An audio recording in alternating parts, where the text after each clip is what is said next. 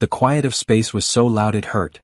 Cale Morgan floated in the vast emptiness, with only a magnetic cable and his stubborn willpower keeping him connected to his small repair pod. In front of him was the Ethelgard, a huge starship that had once been the pride of a long-gone civilization. Now it was a graveyard of metal and dim light. Cale whispered into his helmet's comm system, "Just you and me, old girl," knowing that no one would answer. Not a single person ever did. The Ethelgard looked like a giant sleeping in front of him. Its hull, which was almost 3 miles long, showed the scars of many battles and the effects of time.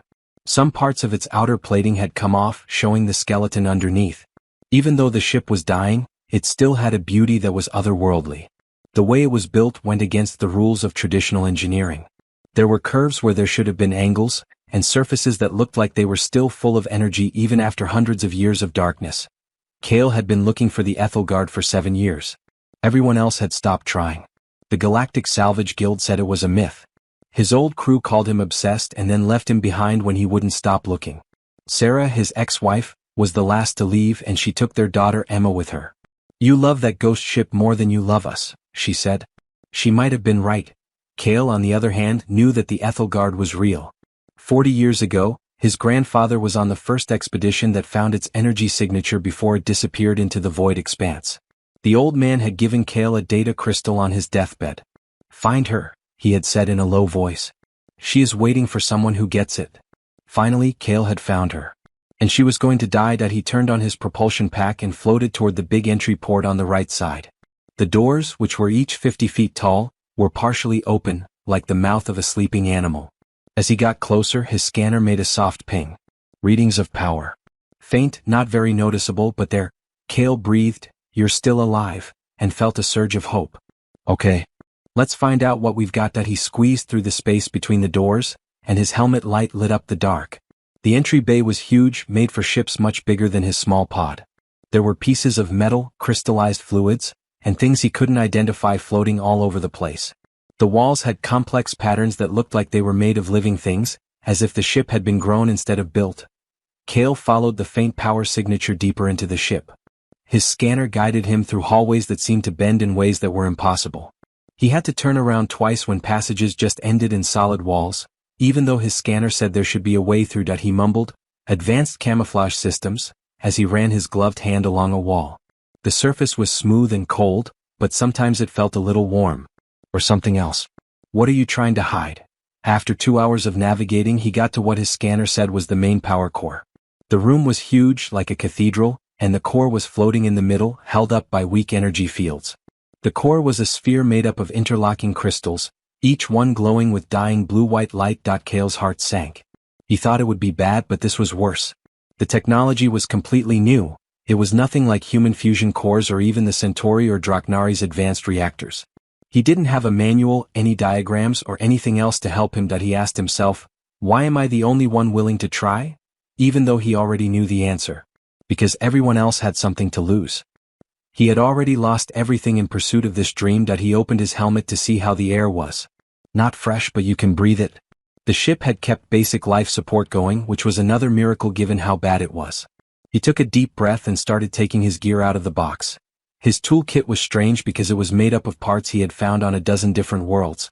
Cale had learned to make do with what he had because standard tools didn't work on alien technology. Adaptive resonance scanners that could find energy patterns no matter where they came from. Quantum welding torches that could fix things at the molecular level. He had interface gloves that let him use neural feedback to control holographic systems. He had spent 10 years making these tools, learning from every alien ship he had salvaged. Each species had its own way of doing things, but Cale had learned that some rules applied to all of them. The energy moved. Systems needed to be in balance. And every machine, no matter how advanced, wanted to do its job. Cale put his interface gloves on the core's surface and said, "Talk to me. Show me where it hurts." The answer came right away and was too much. A flood of data hit his neural interface, almost knocking him over. Holographic displays exploded around him in dizzying patterns. There were diagnostic readouts in languages he didn't know, three-dimensional maps of systems he didn't understand, and error messages that fell like waterfalls of light. Cale clenched his teeth and focused, sifting through the data stream. Patterns started to show up slowly. The core wasn't just hurt, it was also starving. The crystalline structures needed a certain kind of radiation to stay together, and those reserves were almost gone. Secondary systems had taken over primary functions to keep basic operations going. The ship had been slowly eating itself to stay alive. "I can fix this," Cale said, but he wasn't sure. "I need to fix this." The old hull of the ship creaked around him, as if it understood what he was saying. Cale looked up at the dying core and saw not just a machine, but a miracle of engineering from a civilization that had mastered technologies that people couldn't even imagine.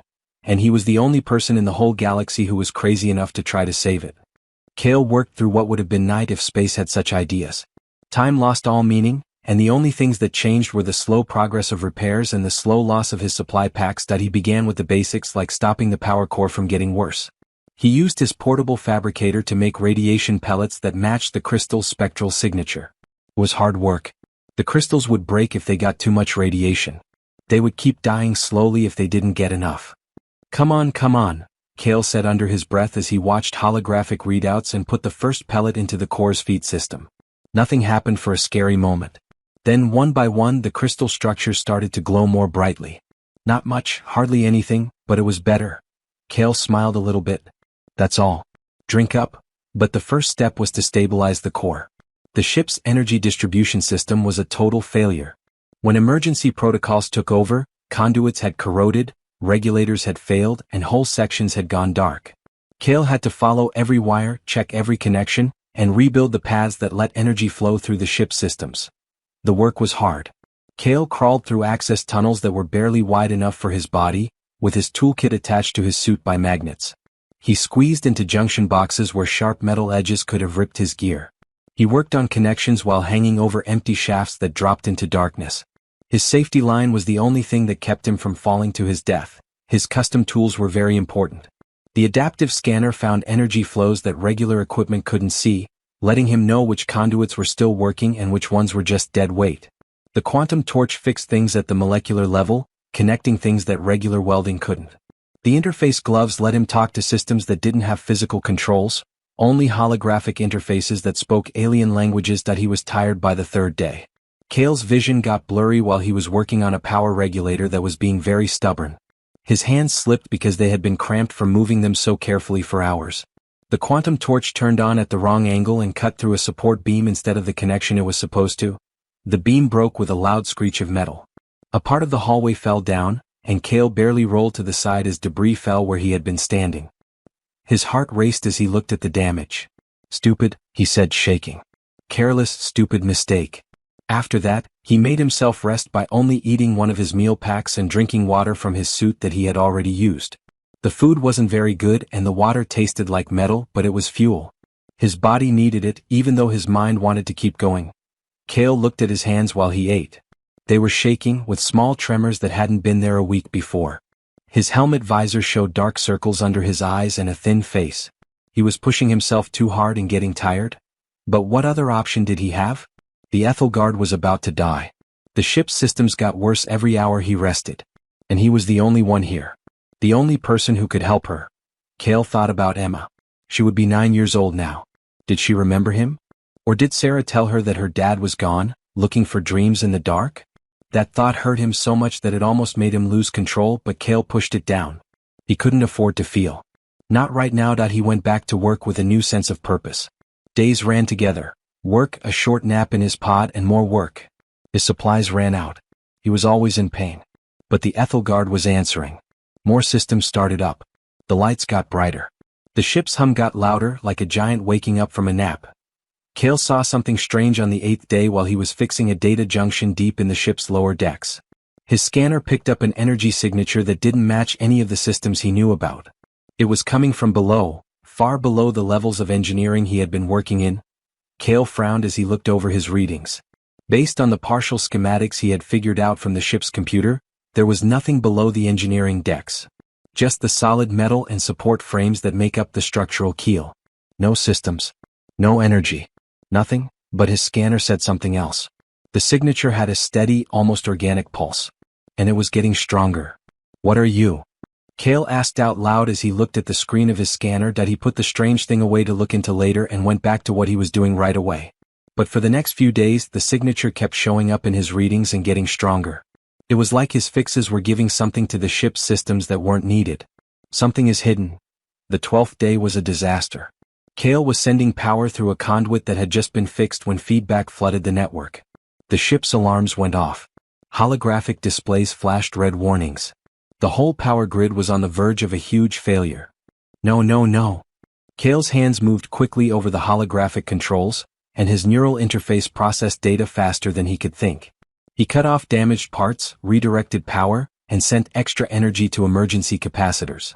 The Ethelgard threatened to tear itself apart for 10 terrifying minutes. Then, slowly and painfully, the systems got back to normal. The alarms stopped ringing. The lights stopped flickering. Kale fell against a wall, his whole body shaking with tiredness and fading adrenaline. He whispered to the ship, "I'm sorry. I'm really sorry. I pushed too hard." The ship did what he told it to do, which surprised him. A holographic screen appeared next to him, showing patterns that changed from angry red to calming blue. The hum in the walls changed tone and became almost understanding. "Letting go." Kale laughed, and the sound was full of hysteria. "You're still alive, right? Not just useful. Really alive." The screen flashed once as if it agreed. Kale sat there for a long time thinking about what he had just learned. The Ethelgard was more than just a machine. It had some kind of intelligence or awareness. It understood what he was doing, appreciated what he was giving up, and was working with him instead of just getting repairs.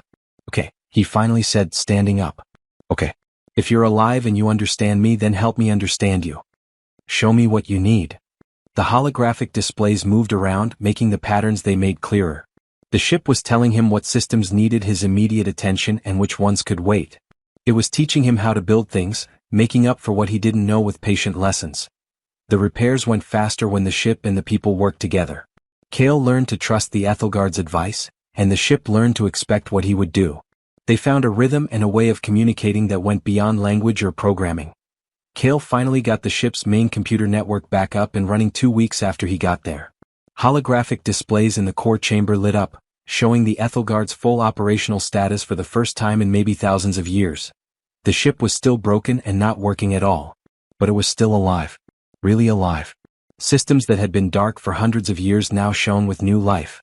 The Ethelgard hummed with life, filling the empty hallways with light and warmth. Kale stood in the core chamber, surrounded by screens showing the ship's slow resurrection. He felt something he hadn't felt in years. Pride. Achievement. Goal. But the strange energy signature from below was pulsing strongly now, making it impossible to ignore. It was calling to him, either inviting or warning him. Kale couldn't tell which. He looked at his scanner and then at the holographic plans that still said there was nothing where the signature came from. The ship had secrets. Kale had spent enough time with old alien technology to know that secrets were usually important. "Okay," he said as he packed up his things. "Let's see what's down there that you're hiding." Kale went down maintenance shafts that got stranger and stranger the deeper he went. The ship's design didn't make sense here. Hallways that bent at strange angles, rooms that looked bigger on the inside than they were on the outside, and gravity that changed in strange ways, sometimes pulling him sideways or even up. "This is impossible," Kale said for the 100th time, even though he had stopped believing in impossible things weeks ago. His scanner guided him through a maze of hallways. He had to change the power supply several times to get through sealed hatches. The warnings on each hatch were written in an alien language that his interface gloves couldn't fully translate, but the symbols seemed to mean danger, containment, or limited access. After hours of going down, Kale came to a sealed bulkhead that was unlike anything he had ever seen. It was huge, 60 feet tall and 30 feet wide, and his scanner couldn't tell what it was made of. The surface was perfectly smooth, and his helmet light bounced off of it like a dark mirror. No seams, no buttons, and no clear way to open it. The energy signature was coming from behind this door and pulsing like a heart. Kale put his interface gloves on the surface of the bulkhead. Nothing happened for a while. Then patterns started to glow under his hands. They were complex shapes that made up languages, math problems, and something that was both and neither at the same time. His neural interface had a hard time processing the data. He saw images of stars being born and dying, civilizations rising and falling, and patterns of life that lasted for billions of years.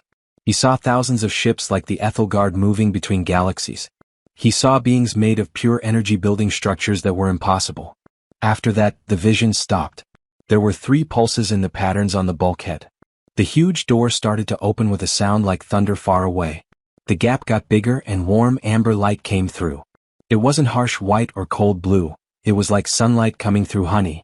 The air that came out smelled sweet and complicated, like flowers that didn't grow on any of the worlds Kale had been to. His scanner went completely crazy and showed readings that broke all the rules of physics. Mass that is negative. Entropy that is turned upside down. Distortion of time. Quantum coherence on scales that shouldn't be possible. What are you? Kale took a breath and walked through the door. The room beyond was impossible to understand. It was huge, too big, way too big for the whole ship to hold. The ceiling went up forever, shining with that soft golden light. The walls curved in ways that hurt to look at, with surfaces that were both convex and concave, close and far away. But what was in the middle took Kale's breath away. A 50-foot wide sphere of light hung in the air. Inside, a lot of geometric shapes spun and locked together in patterns that made you feel like you were in a trance. They weren't solid objects. They were pure energy that glowed in colors Kale had never seen before, shades that were between the colors his eyes could normally see. The sphere pulsed with that heartbeat rhythm and Kale could feel it in his chest, matching his own pulse. The floor under his feet was clear, showing layers and layers of machines that went down, or maybe up, forever. The mechanisms were like rivers of light that fed the sphere and were fed by it in an endless cycle. When Kale got closer, holographic images burst out of the floor around him. There were thousands of them, filling the space with pictures and words. Most of them were in completely different scripts, but Kale saw some writing that he knew. Sumerian from long ago. Egyptian hieroglyphs. Sanskrit. Chinese characters that are thousands of years old from dynasties. How do you speak human languages? Kale whispered, his head spinning. The holograms moved as the sphere pulsed. A new picture of a planet, blue and green and painfully familiar, appeared. The Earth. But not the Earth of today. This was Earth a long time ago before it was damaged. The hologram got closer and you could see ancient people looking up at the night sky. Then ships came down from the stars and beings of light touched them. People learned. They built the first great civilizations with help from knowledge that came from outside their world. In Egypt, pyramids grew. Sumeria saw the rise of temples. It was hard for modern science to explain how monuments were built with such precision. The visitors from the stars were in charge of everything. Kale was spellbound. You're saying that people from long ago met your people? That aliens taught our early civilizations? More pictures came in. The ships finally left, but the knowledge stayed behind, hidden in monuments, myths, and legends. The Babel Tower. The Library of Alexandria. The Lines of Nazca. The Antikythera mechanism. Artifacts and stories that historians had never fully explained were all pieces of a bigger puzzle. The hologram then changed, showing the real story of the people who built the Ethelgard. They called themselves the Architects, and their civilization was billions of years old and existed in many dimensions. They had planted life on thousands of worlds and carefully guided evolution, encouraging intelligence to grow wherever it did. They had gardens on Earth. One of their most important experiments is humanity. Kale felt like his whole world was falling apart. Everything that people thought they knew about where they came from, what made them special, and where they fit in the universe was wrong. Evolution didn't happen by chance to make people. Ancient aliens had planned, led, and shaped them for reasons Kale couldn't yet understand. Why? He said out loud. Why make us? What did you want from people? The sphere pulsed more strongly, and the hologram changed once more. This time, it showed a disaster with something huge and terrible coming out of the space between dimensions. An entropy force that wanted to destroy reality itself, turning everything into nothing and nothingness. The architects had been fighting this force for a long time, but it was winning. Reality was coming apart at the seams, like a tapestry with broken threads. Stars died too soon. Galaxies fell apart. The universe was slowly being destroyed. The architects had to make a hard choice. They couldn't get rid of the entropy force because it was the other side of creation's coin and was necessary for life. But they could hold it, lock it up, and break it into small pieces that they could handle. The hologram showed the architects making their ships. There are thousands of ships like the Ethelgard, and each one is made to hold a piece of the entropy force. But having that much power came at a terrible price. The architects put everything they had into the effort, and to keep the seals they became nothing more than echoes. Kale saw that the great cities of the architects had become quiet. Their people became one with their ships as they faded into energy patterns. A whole civilization choosing to die out so that no one else would have to. But they had left backups. Genetic markers woven into DNA, seeds planted in younger civilizations, and cultural memories encoded in myths and legends. When the time came, these markers would lead certain people to the ships. These people would have to be curious, determined, and knowledgeable enough to keep the seals. People like Kale. My grandfather, Kale said, feeling a rush of understanding. He had the marker. He gave it to me. That's why I could never stop looking. That's why I knew how the ship worked. It's in my DNA. The sphere pulsed to show that it was true. New holograms appeared around the room, showing genetic sequences that showed certain patterns in human DNA. Kale saw his own DNA code on a screen with some parts highlighted in gold. Parts that looked like patterns made by the architects themselves. The architects didn't just guide other species, they also guided people. Humans were their distant descendants, with bits of architect DNA knowledge and purpose. People were meant to be the ultimate failsafe, a species that could adapt, be creative, and refuse to accept the impossible. A species that would find these sleeping ships when it finally got to the stars and know how to wake them up. Learn how to take care of the seals. Learn how to keep the universe alive. Kale said, "This is why I could fix you," looking at his hands with new understanding. Not because I'm good at it. Because it was meant for me to be here. My ancestors made me for this purpose before I was even born. It was hard to bear the weight of that realization. His obsession, which had cost him his family, his job, and everything else, had not been his choice. It had been coding.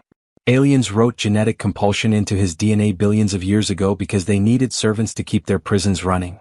Kale felt his anger growing. You took away my free will. You made me leave my family. You made me your puppet for your own ends. The pulse of the sphere changed and it almost sounded like it was sorry. New holograms appeared, showing not a demand but an invitation. The genetic markers didn't make people act a certain way, they just made it more likely. Kale had still made all of his own choices. He could have not answered the phone, gone on with his life, and let the ship die. Some people had. People with the marker had always felt drawn to the stars, but they chose to ignore it and live normal lives while the ships slept on. The architects had made it possible for people to keep the seals, but they didn't have to. Kale had always had the choice. He had decided to look. Chose to give up everything.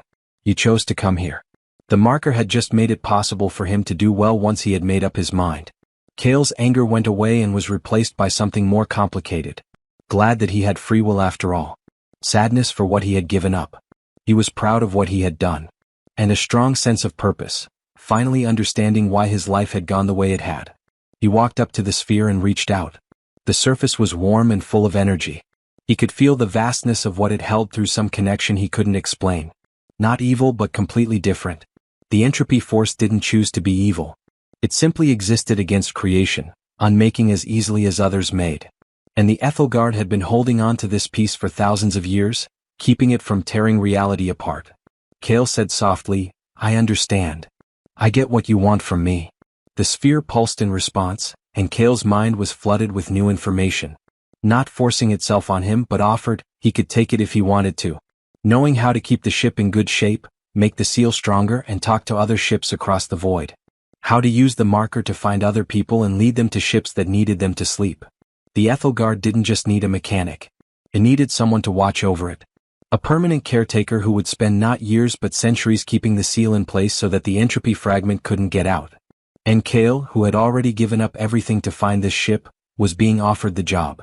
He thought about Emma, the daughter he had left behind.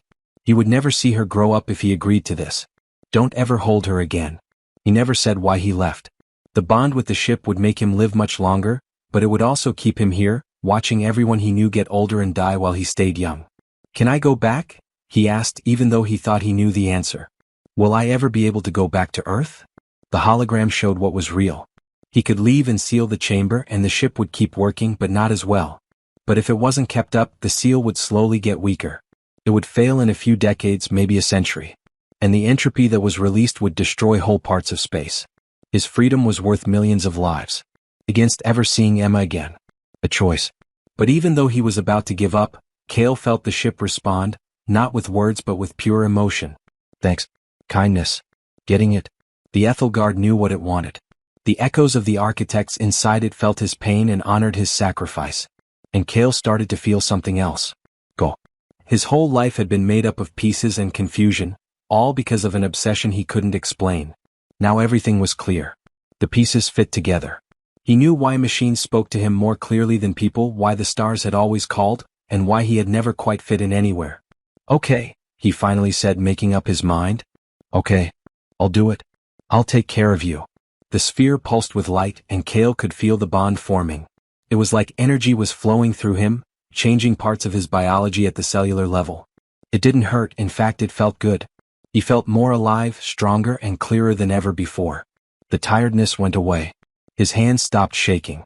His vision got sharper than what most people can see. He was no longer just Cale Morgan, a failed husband and a mechanic who was obsessed with his work. He was more than that. A link between the wisdom of the past and the people of today.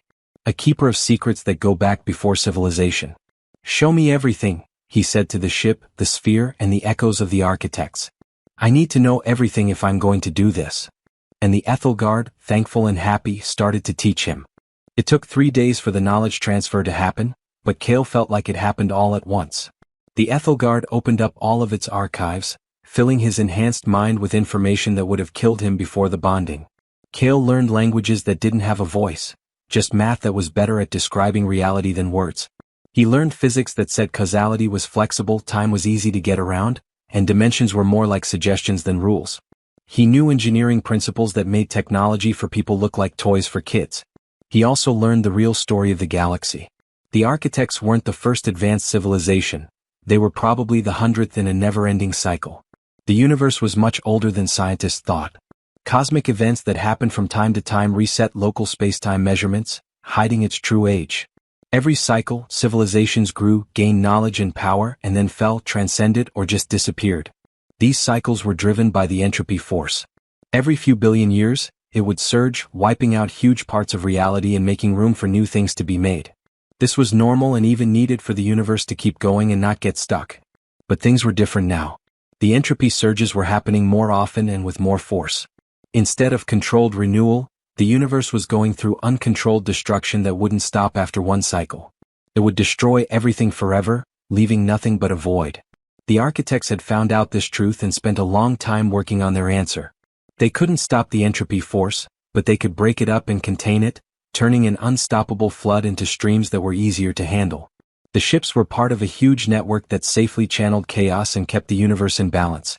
But the architects couldn't keep the network going by themselves forever. So they had raised younger species and put genetic markers in them that would help them eventually take over as guardians. One of these species was humans, but there were others all over the galaxy. The Centauri, who naturally know how to control energy. The crystalline lithivores, whose bodies were made of silicon and naturally fought against entropy.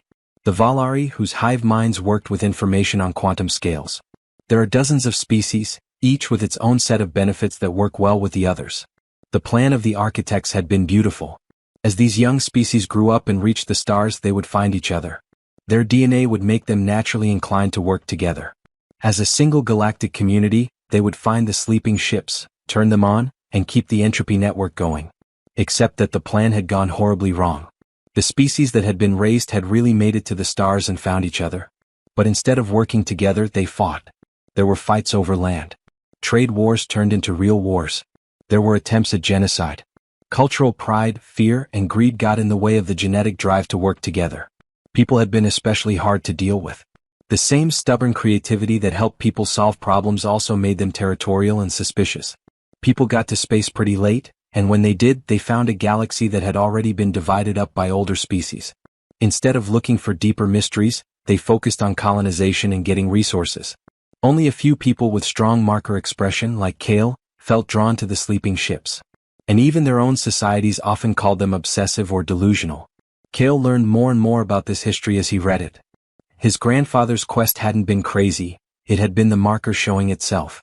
Passing the torch from one person to another across a generation was the old man's last words. "We're failing," Cale said out loud, knowing how big the problem was. "The architects gave us the tools, but we can't use them because we're too divided." The Ethelgard confirmed this with a sad nod. Ships all over the galaxy were going dark because their seals broke without any guards. The entropy network was getting less stable.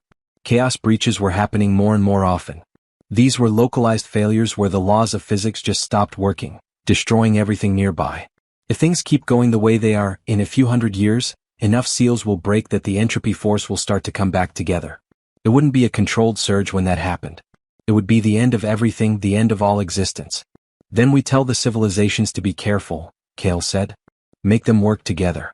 Help them see what's at stake." But the Ethelgard showed him why that wouldn't work. Someone had already tried to learn the information. Other Guardians from different times had shown themselves and tried to get the galaxy to work together. Every time the answer was doubt, exploitation, or silence. Governments thought of the ships as weapons or things they could use to control. Companies wanted to get a patent on the technology. Military forces tried to catch Guardians so they could study them. The truth was too big and too scary for the people in power. Most people would rather ignore it and call it a conspiracy theory than believe that their civilization's survival depended on ancient alien technology and genetic manipulation. So we work around them, Kale said, his strategic mind getting to work on the problem. Find the people who can hear the call. Quietly activate ships. Create our own network that doesn't rely on governments. The Ethelgard gave a pulse of approval. It was possible, but it was hard, dangerous, and took a long time. Quantum entanglement that went beyond normal space let the ship talk to other ships. Kale could reach out to other Guardians and work with them. Kale learned how to use the communication system over the next few weeks. It was easy for him to figure out, he just had to focus on getting in touch with another ship, and the Ethelgard made the connection. He got in touch with other active ships one at a time.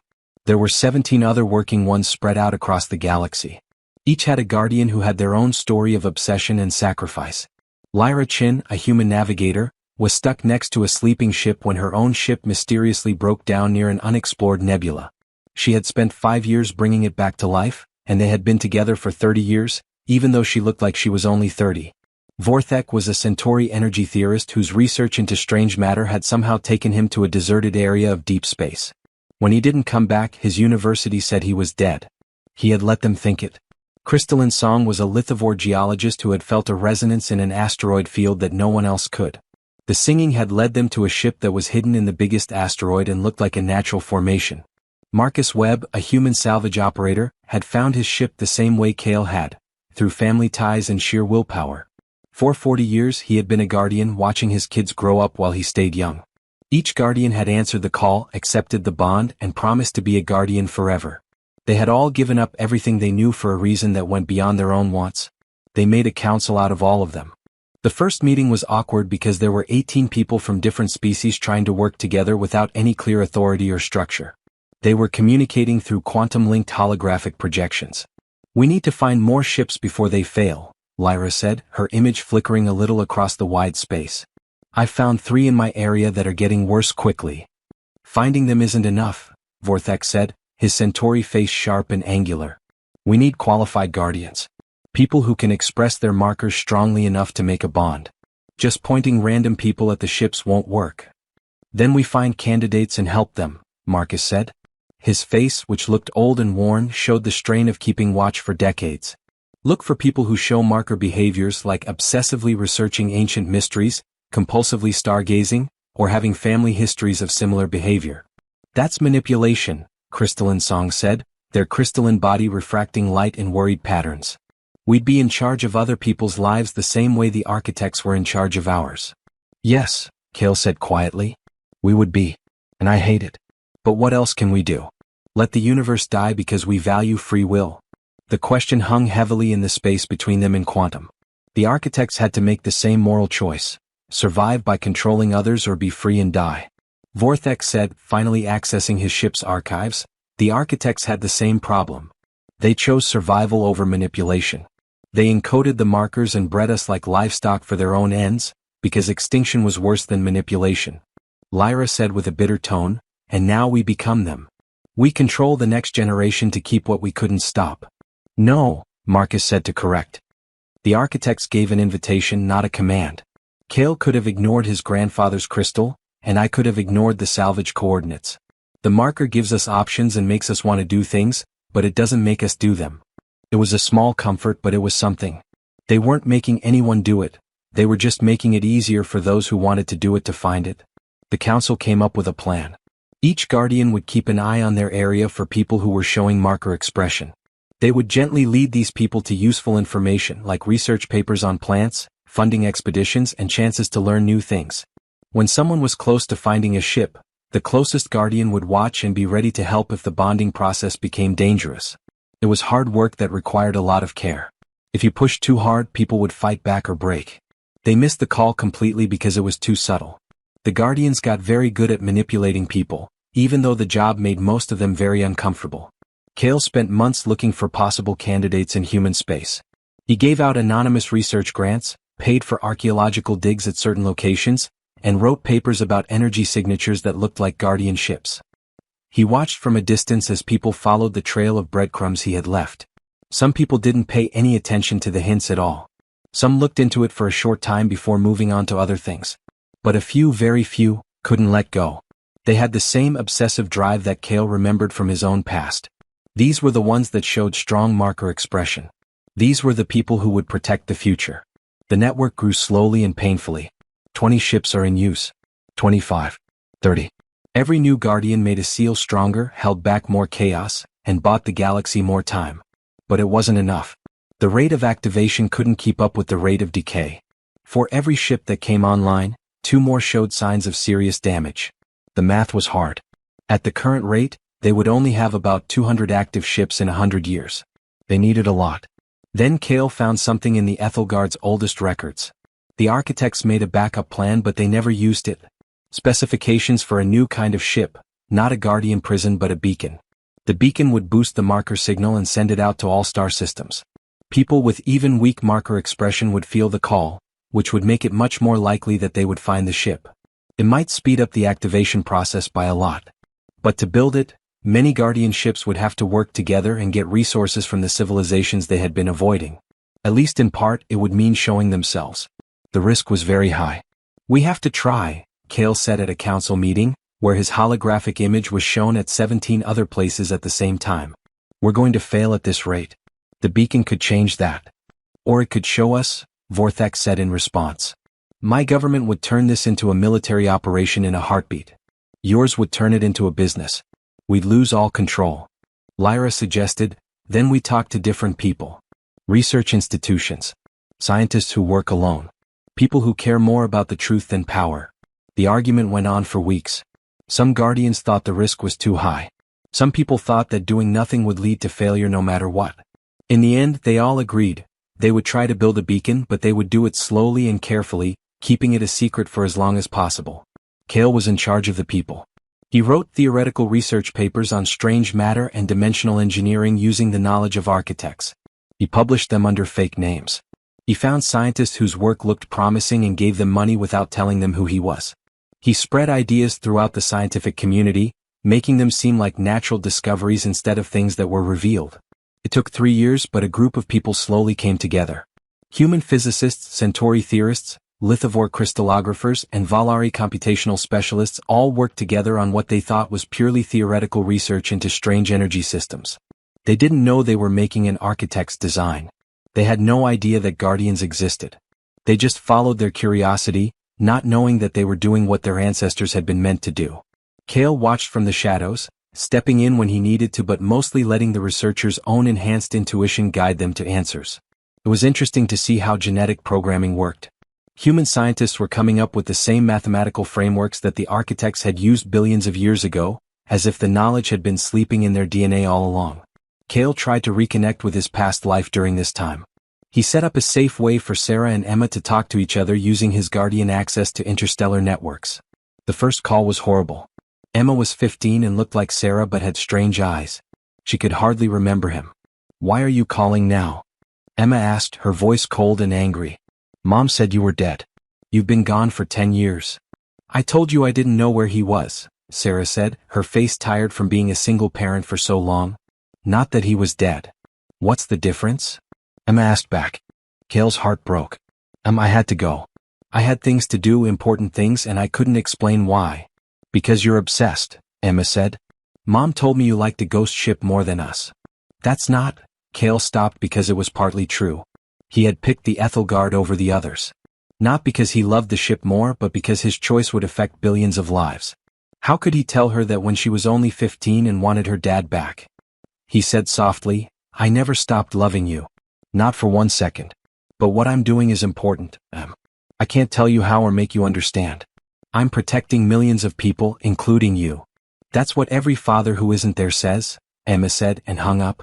Cale sat in the Ethelgard's room for hours afterward, looking at nothing. The ship's hum was comforting, but it didn't help. Some pains were too much for even the oldest alien knowledge. He threw himself back into the work, using purpose to ease the pain. The beacon project moved forward. 4 years after they started, the group was able to build a working model. It wasn't as nice as the architect designed, but it worked. When turned on during testing, it sent out a signal that could be heard by people with markers all over the solar system. The first results were promising but limited. They couldn't risk full activation without letting governments know. But the short tests still gave results. Guardians said they had heard from people who suddenly felt the need to look into certain points in space. The council decided to build 12 full-size beacons and put them in key locations throughout the galaxy. It would take 10 years to build and quietly deploy them, but once they were up and running, they would completely change their situation. Kale felt real hope for the first time since he bonded with the Ethelgard. They might really be able to do it.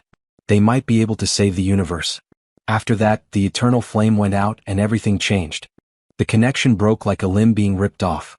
Kale gasped and held his chest as pain shot through the quantum bond he had with the Guardian network. The Ethelgard's displays around him flashed emergency warnings. "What?"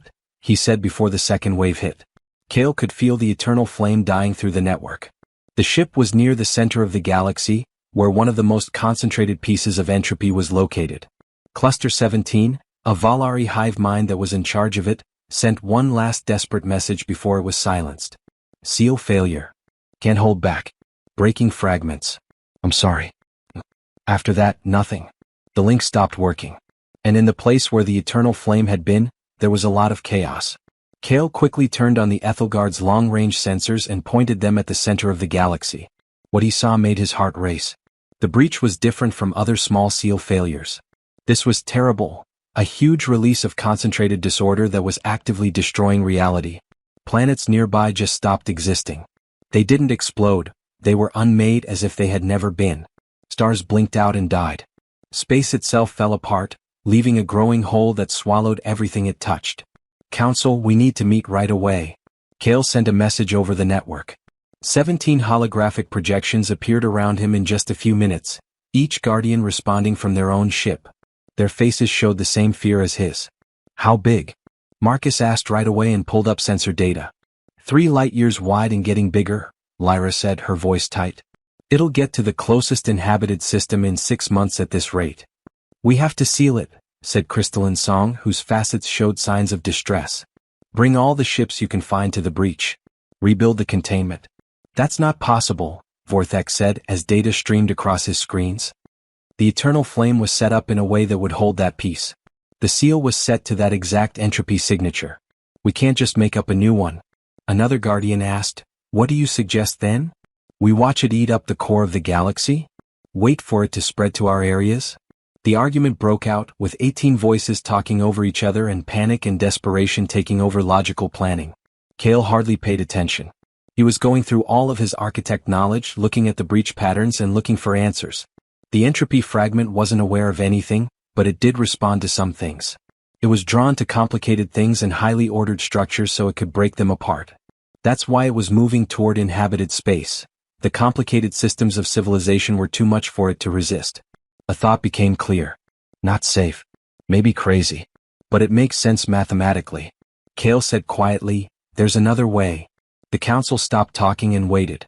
The entropy force wants to break down complexity. What if we give it something so complicated and perfectly organized that it can't say no? Something more appealing than living space? "What do you mean?" Lyra asked. "Another piece of entropy. The one that was in the Ethelgard."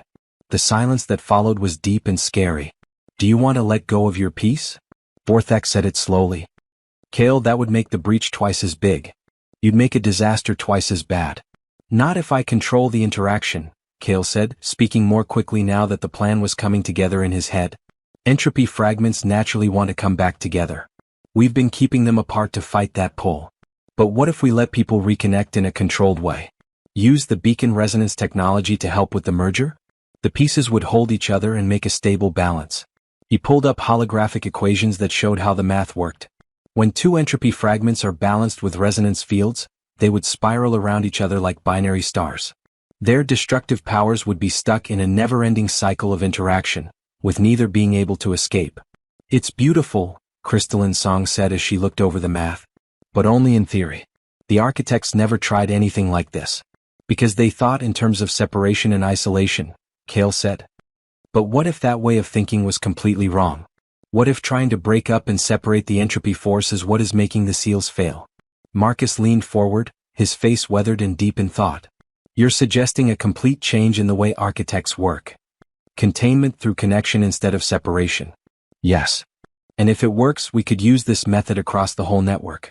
Put the pieces together into stable pairs or groups.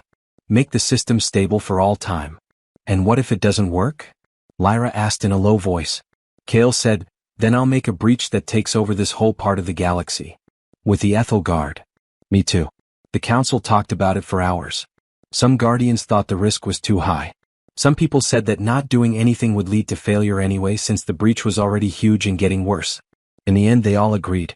Kale would try the procedure, and other guardians would put their ships around the breach zone so they could use emergency containment if he failed. Lyra said in a private message after the meeting, you don't have to do this. We could find a different way. If you give it time. Kale gently cut in, we don't have time. The breach will reach systems with people in 6 months. How many millions of people die while we talk about other options? You have a daughter, Kale? What about her? Kale thought about Emma, who was 15 and mad at him for leaving her. She would never know why he died trying. She never understood that her father had given up everything, even his life, to keep her safe. He simply said, if I fail, she dies anyway. With everyone else. At least this gives her a chance. Kale got ready for 2 days. He changed the layout of the Ethelguard's main room by adding resonance generators that used beacon technology. He practiced the mental skills needed to control huge flows of energy. He wrote last messages to Emma, Sarah, and his family, words he hoped he would never have to send but did anyway. On the 3rd day he started to get closer to the breach. It was scary up close. The void looked like nothing at all, a sphere of unreality so complete that it hurt to see. Matter and energy spiraled inward like water going down a drain, and with each turn they got closer to being destroyed. As the Ethelguard crossed into the unstable zone, their sensors screamed warnings. Here the laws of physics were breaking down. Gravity changed a lot. Time moved at different speeds in different places. The ship's structural integrity fields had a hard time keeping it together. Beginning chamber preparation, Kale told the Guardians who were watching. Turning on resonance generators. The generators started up with a hum that filled the room with sounds that made his bones shake. The entropy fragment in the sphere reacted right away, and its patterns got more agitated. Kale could feel it through his connection to the ship. The fragment knew there was a larger concentration nearby and was trying to reach it. Opening external seals, Kale said. 3, 1, exposing the fragment. The outer walls of the chamber opened like an iris. The Ethelguard's piece burst into light, breaking free from its prison for the first time in thousands of years. The breach reached out with tendrils of unmaking energy, and the breach sent its own tendrils back. Contact in 10 seconds, Kale said, his voice steady even though his heart was racing. Turning on the resonance field. The generators went into overdrive and produced the most power possible. The harmonics got stronger until they became something more than sound, pure vibration that could be felt in all dimensions at the same time. Kale felt it through his improved body, his genetic link, and the quantum link he had with his ship. The 2 pieces of entropy touched.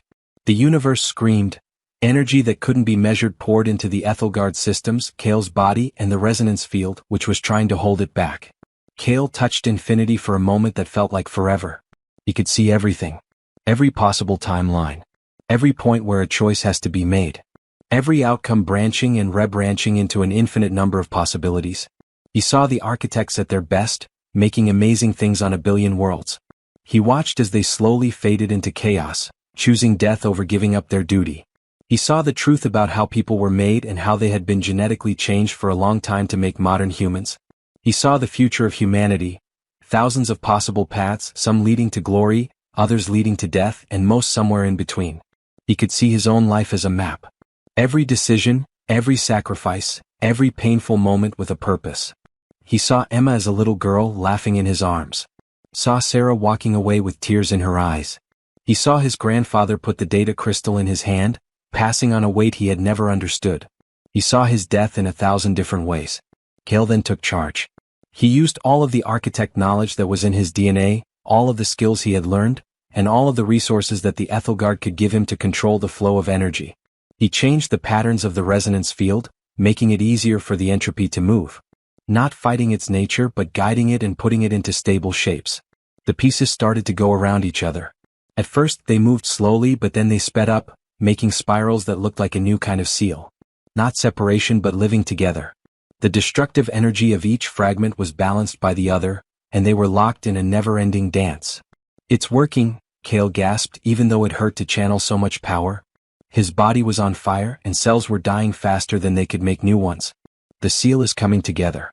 But I need all Guardians to make your fields bigger. Put the network together. Share the load." 17 Guardian ships from all over the galaxy answered. They opened their chambers, revealing the pieces they had kept inside, and extended resonance fields that connected with Kale's. The network came together in seconds, with 18 nodes linked by quantum entanglement and sharing the weight of the new seal. The breach stopped getting bigger. 30% containment, Lyra said, her voice full of awe. "Half. Kale, it's really working."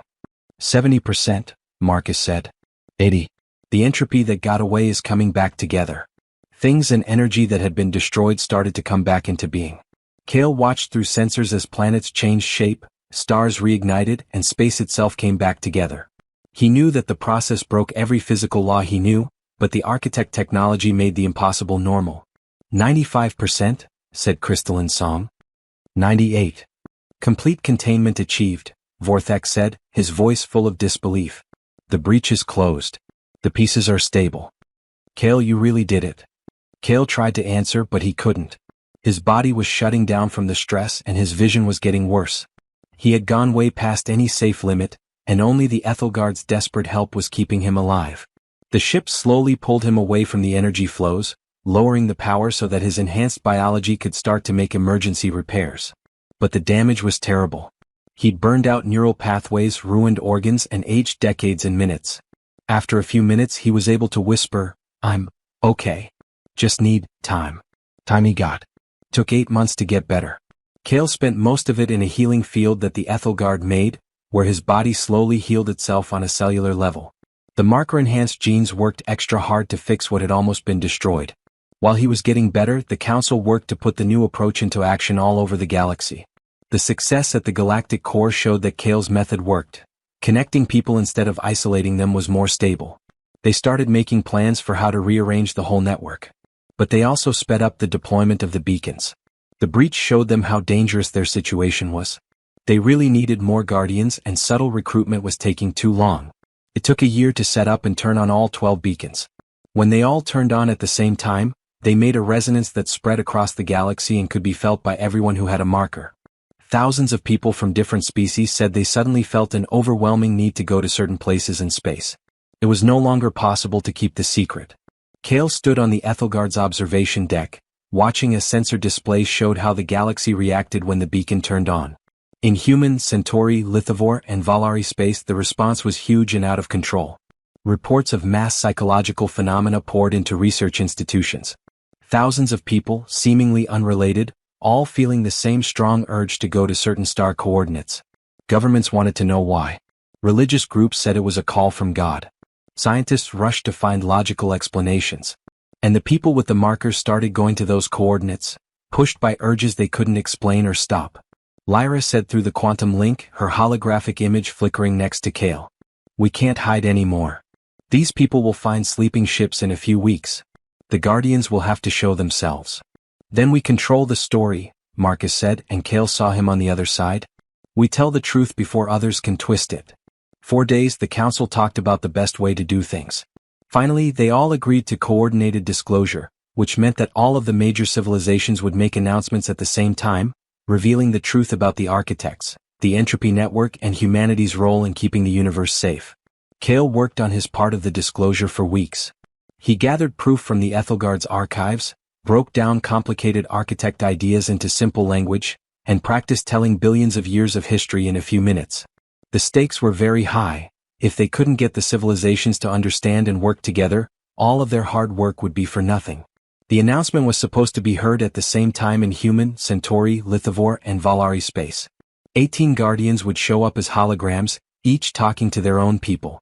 When the time came, Kale stood in the middle of the Ethelgard, surrounded by cameras that would send his image across human space. He took a deep breath and got started. "My name is Kale Morgan. 8 years ago, I found a derelict starship in the void expanse. The Ethelgard wasn't just an old ship, It was a prison that held something that could destroy reality. And I wasn't just a mechanic who found it by accident. I was designed to find it and save it by aliens who engineered humanity for that purpose billions of years ago. He stopped for a moment to let that sink in, then told the whole truth. The builders, the force of entropy, the DNA markers, the network of guardianships, the recent breach and the disaster that almost happened. The urgent need for thousands more guardians to keep the world from falling apart. Kale said to those with strong marker expression, "You're feeling it now, some of you. An urge to go to certain places. An obsession you can't explain. Dreams of old ships and golden light. That's not crazy. That's your DNA doing what it was meant to do. The architects made you and all of us to be guardians. The universe is running out of time for you to answer that call." The end of the broadcast had a simple message. Those who heard the call should answer it. They would get help from guardian ships. The civilizations should let them go instead of trying to stop or use them. The answer was very loud. Some people thought the broadcast was a complicated hoax.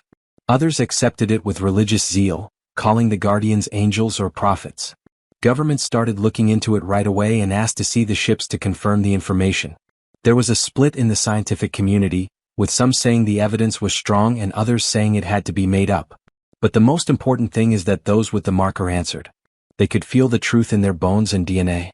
Thousands of people started heading toward the coordinates the beacons showed within days. Kale used the Ethelgard sensors to watch the migration. Ships leaving from 100 worlds, all heading toward ships that had been asleep for thousands of years. It was beautiful and scary, the end of the architect's long-term plan, which had finally come to fruition after billions of years. But problems came up right away.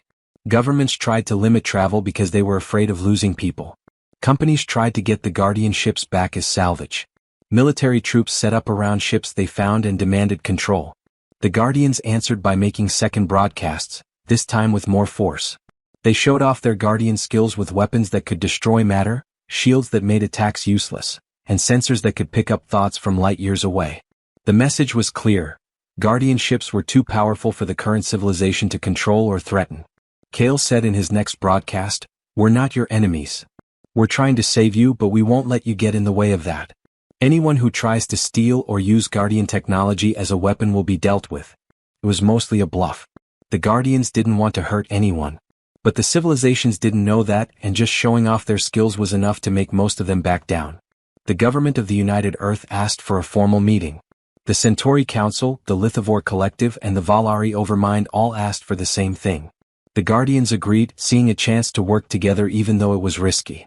The talks took place in a neutral place, on a station that had been built just for that purpose. Kale was one of the human Guardians along with Lyra and Marcus.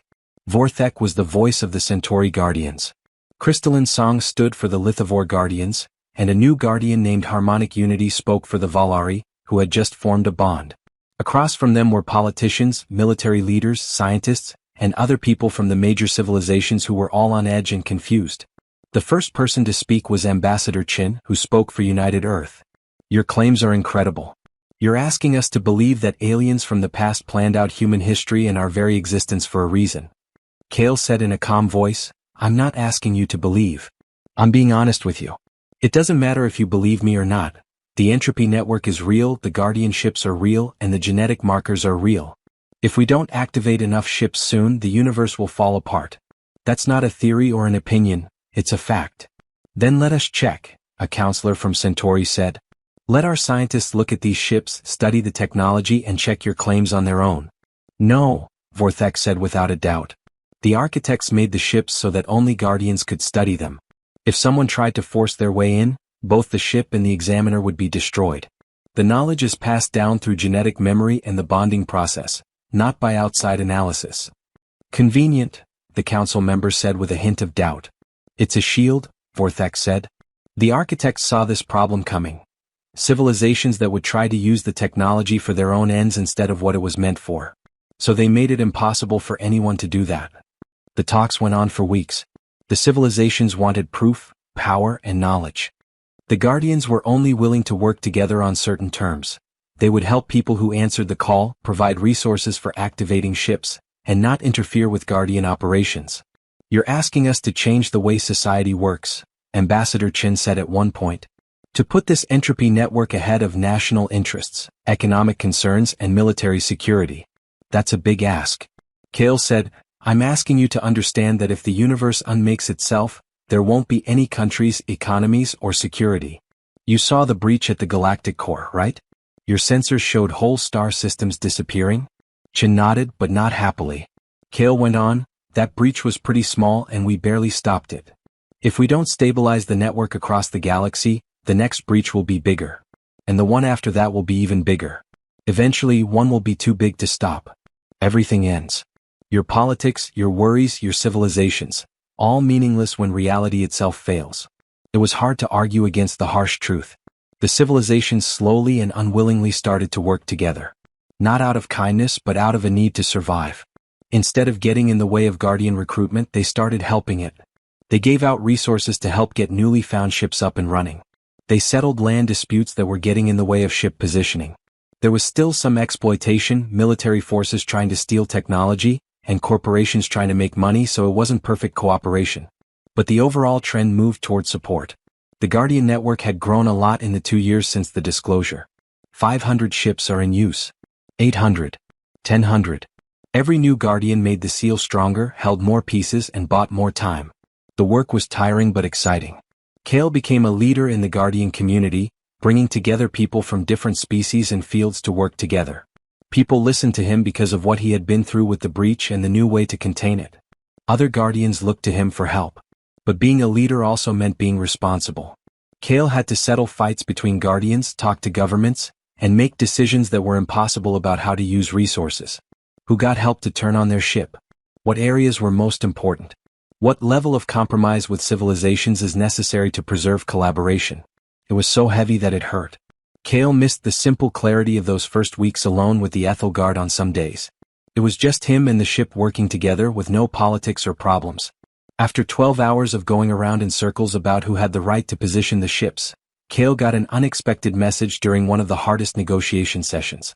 Encrypted private channel. The sender ID made his heart stop. Emma. He left the negotiations and went back to Ethelgard's private rooms to open the message. Kale's breath caught when Emma's picture came up. She was no longer the child he had left behind. She was now 17. Her face looked like Sarah's, but her eyes were dark and intense. She looked worn out but strong-willed. Dad, she said, her voice steady. I felt it. 3 months ago. The call from the beacons. At first I thought I was going crazy. Then I saw your broadcast and understood what you've been doing all these years. Kale's hand shook. No, not Emma. Please don't let her. Emma went on, there's a ship in the Andromeda sector. I've been dreaming about it, seeing it in perfect detail. I know exactly where it is, what it looks like, even what its name should be. The Dreams of Hope. That's what I'd call it. Kale whispered no to the recording, knowing that she couldn't hear. Please. You don't have to do this. I'm going to find it, Emma said, her jaw set in a way that Kale knew from looking in the mirror. I'm going to bond with it and become a Guardian. Not because you did it. Not because of genetics or compulsion. Because it's the right thing to do. Now that I understand why you left, you weren't abandoning us. You were saving us. Now it's my turn to help. Her picture got a little softer. Mom's coming with me. She can't bond because her marker expression is too weak, but she wants to understand what took you away from us. Maybe find some closure. The message ended with a question and coordinates. Will you meet us there? Kale sat in silence for a long time, his emotions fighting with each other. Pride that Emma understood and was willing to answer the call. Fear that she would have to go through the same loneliness and sacrifices he did. He was sad that he couldn't keep her from this fate. She was relieved that she would finally know the truth. But deep down, a fierce happiness. His daughter was going to be a Guardian. He wouldn't be by himself anymore. They would help each other with this. He said out loud, Ethelgard. Set course for the Andromeda sector. Full speed ahead. The ship hummed in response and started to speed up. Even if they went faster than light, the trip would still take 3 weeks. Kale used that time to get ready, practice what he would say, and think about how he would help Emma through the bonding process. When they finally got to the coordinates, Kale saw Emma's ship already there. It was a small research ship hovering near a huge, abandoned ship. The Guardian ship was so big compared to Emma's ship that it looked like a moon next to a pebble. It was a beautiful ship, with the same organic patterns on its hull as the Ethelgard, but with slight differences. Each Guardian ship was different, and it showed something about the person it was meant to be with. She's perfect. Emma's voice came over the radio, full of awe. Dad, I can feel her calling to me. She's been waiting for so long.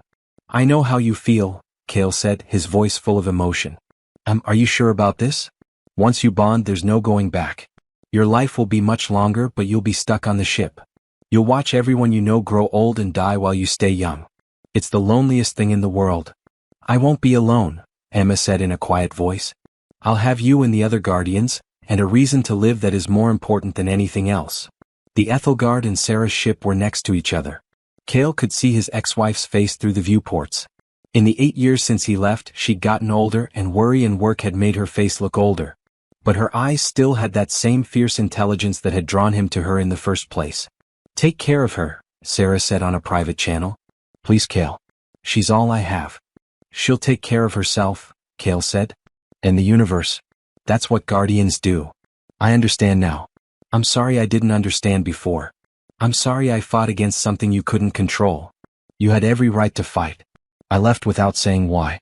I left my family for something I couldn't even explain to myself back then. They talked for hours, sharing stories from the 8 years they had been apart.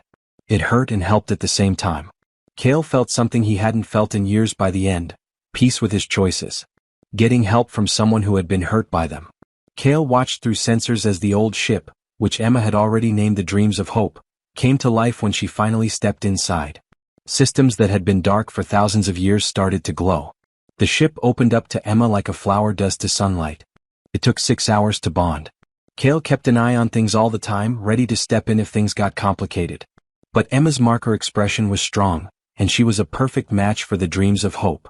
The process went smoothly, almost happily. The ship greeted its guardian with what could only be called excitement.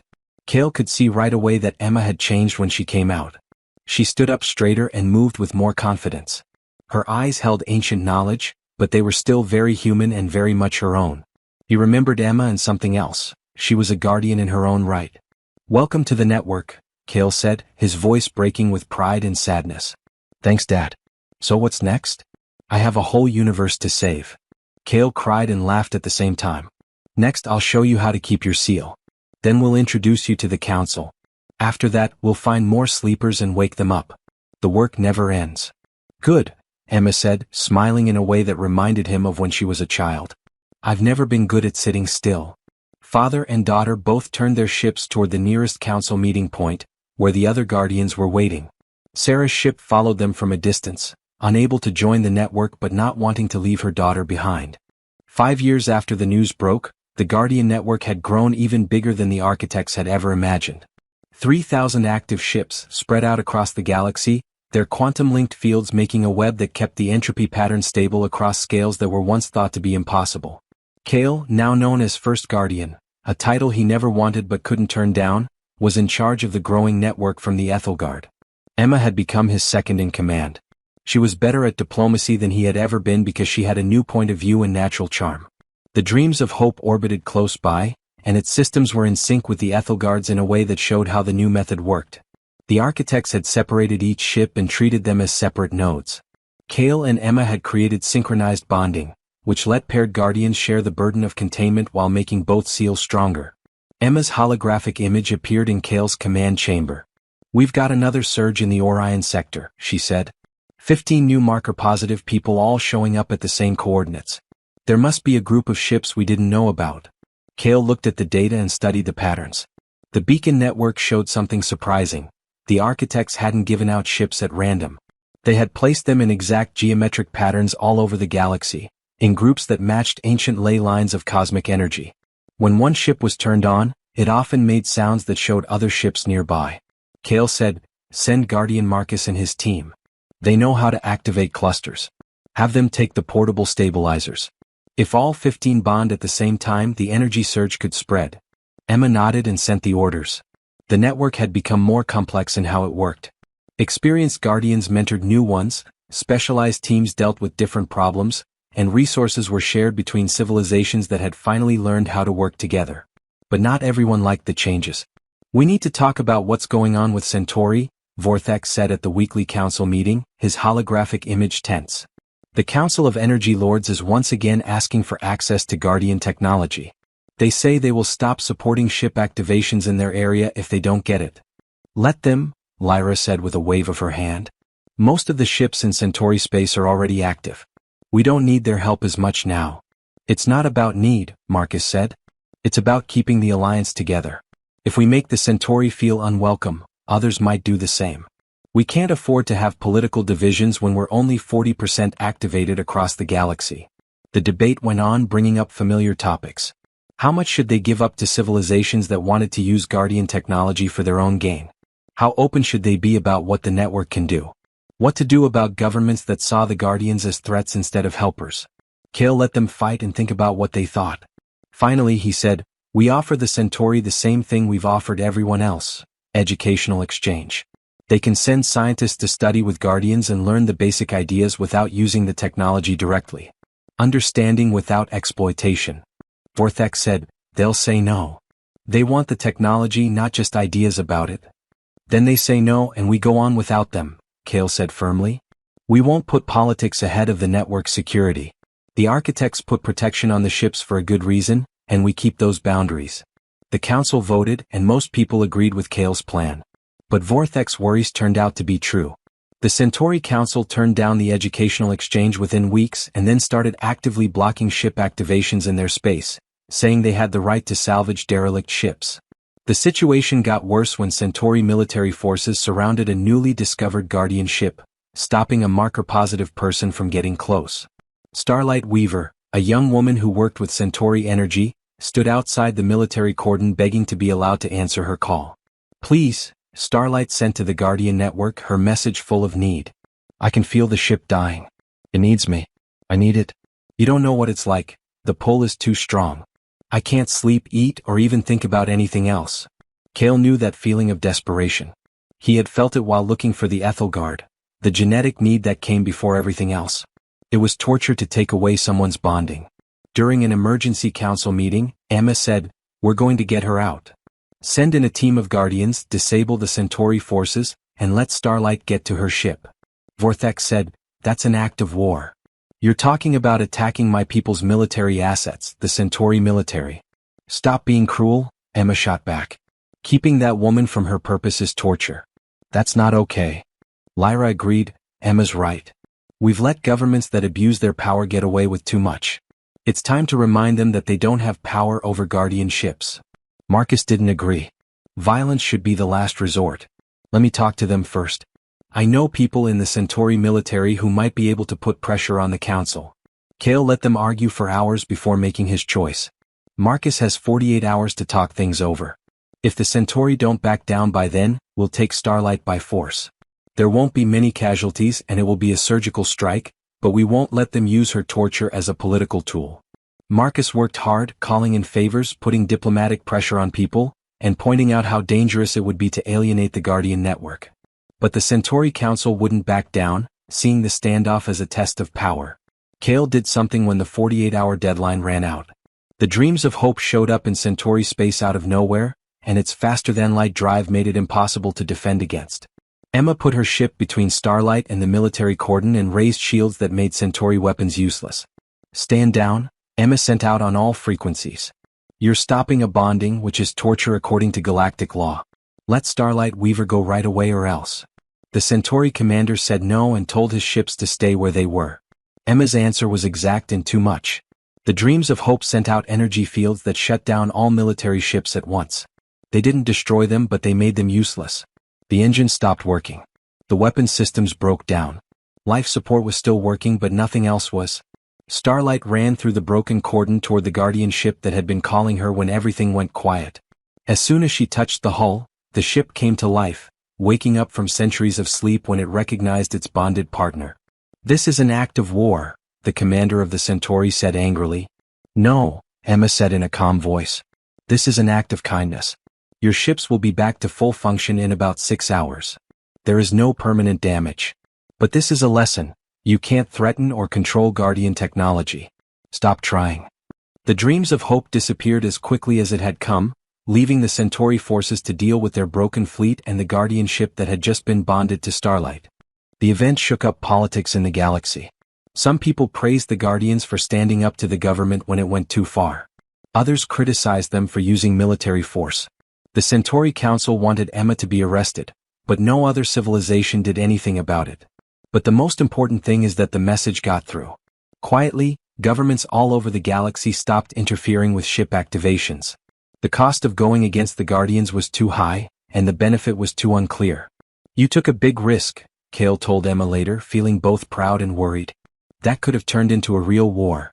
"But it didn't," Emma said with confidence. "Because they know we're right.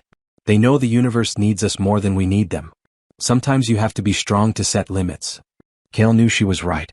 But the event bothered him. The Guardians were getting stronger and more willing to act on their own. What would happen when they finished the network? When every ship was in use and the Guardian Council had control over technology that was far more powerful than any civilization's military? The architects were careful to keep their own power in check, and in the end they chose to die instead of keeping control. Would the Guardians have the same knowledge? Or would they become the authoritarian power that the architects were afraid of creating? These worries grew stronger as the network kept getting bigger. 4,000 ships. 5,000. Every time they activated, the Guardians became stronger, more capable, and less reliant on working with normal civilizations.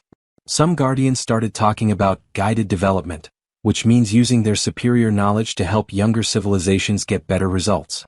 Others thought that the Guardian Council should be in charge of galactic affairs in a formal way, making sure that resources were used correctly to protect the universe. Kale strongly disagreed with these ideas. During one heated council meeting he said, "We're Guardians, not rulers. We become tyrants the moment we think we should control others because we know better." The architects avoided that trap by making themselves less important. "We need to be just as humble." A younger Guardian named Storm Chaser said, "The architects were failures. They made a system that relied on cooperation from species that were too simple to understand what was at stake. We should learn from their mistake, not make it again." Emma said, "The architects chose freedom over control, even though they knew it might mean failure. That choice is what made them deserving of our respect. If we give it up, we're just another empire forcing our will on others." The argument went on for weeks and divided the Guardian community. Some people agreed with Kale and Emma's philosophy of restraint. Some people thought that the Guardians should actively shape galactic civilization. The Council stayed functionally united, but there was a lot of tension underneath. Then the second big breach happened and everything changed once more. This time it wasn't a catastrophic seal failure, it was something worse. All 15 ships in the Outer Rim had problems at the same time. There wasn't a dramatic collapse, it was just a slow weakening that investigators missed at first. By the time the pattern was found, all 15 seals were in very bad shape. "This isn't natural decay," Crystalline Song said, their faces showing how worried they were. "The way the ships are falling apart is too regular and too planned. Someone did this on purpose." "Who?" Lyra asked. "Only Guardians can get to the seals and no Guardian would hurt the network." But the investigation found out the horrible truth. One of the newer Guardians, a man named Jacob Sterling, was sure that the entropy force was a natural part of how the universe works and that trying to stop it was wrong. He had come up with a way to weaken seals from a distance, and he planned to slowly let all the pieces go and restore cosmic balance. Jacob had only been able to damage 15 ships before being caught, but the damage was done. 15 seals that were weak and all about to fail at the same time in the same area. If they fell apart, the combined breach would be much bigger than the last one. "We need to reinforce them right away," Marcus said in a hurry. "Get Guardians to all 15 places and make the seals stronger before they break." Vortex said, "We don't have 15 Guardians available in that area. 4 days away are the nearest responders. Those seals will fail in 2. Then we use the network," Kale said. "All Guardians extend your fields at the same time. Use quantum entanglement to send energy to the ships that are failing. We share the load across the whole network."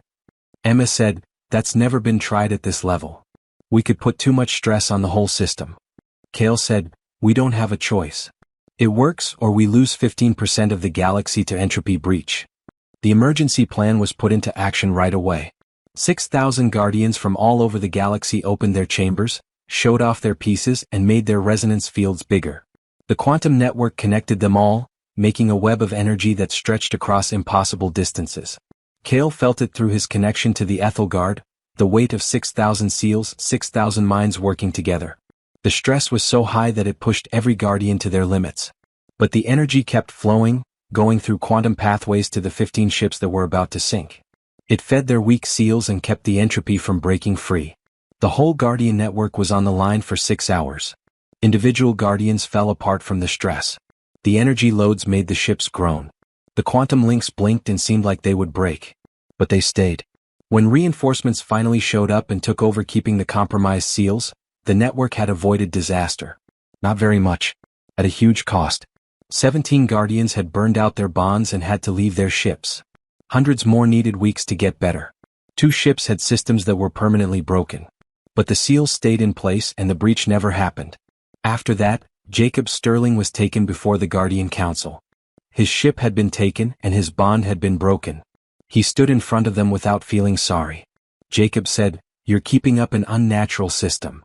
The entropy force is part of the cosmic cycle of release and renewal. By holding it back, you're stopping the universe from evolving." "You are stopping the end of the world," Kale said coldly. "The entropy force isn't controlled renewal anymore. It's runaway destruction that won't stop. Releasing it doesn't bring evolution. It brings permanent end." Jacob kept saying, "You can't know that. The architect's records aren't complete. They might have gotten it wrong. Maybe the instability is caused by containing the entropy." "Then you put 15% of the galaxy on maybe," Emma said, her voice cold. "Your philosophical speculation could kill billions of people. That's not noble or enlightened. It's monstrous." The council voted on what to do about it. Some wanted the death penalty. Some people said that the person should be locked up for good. Kale suggested a different plan. Jacob would be attached to a monitoring ship that would broadcast his presence across the galaxy as a warning. This would happen after his Guardian bond was broken. He would be a living reminder of what happened when Guardians didn't do their jobs. The vote barely passed, and Jacob was sent away with constant surveillance. But the event left deep wounds. The Guardians had always trusted each other completely because they were all working toward the same goal. Now they were unsure if that trust was well placed. "We need formal oversight," Storm Chaser said after the fact. "Psychological testing. Regular checks. Some way to stop another Jacob from happening." Kale said, "We need to remember that we're human. Or Centauri or Lithivore or any other species. We're not perfect.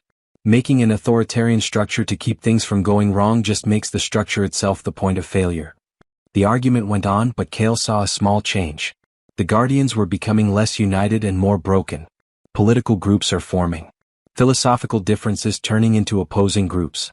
The architects were worried that Guardians would become a power group with problems inside, and that was starting to happen. And they were still only 60% activated all over the galaxy. 4,000 ships were still asleep, waiting for Guardians who might never show up.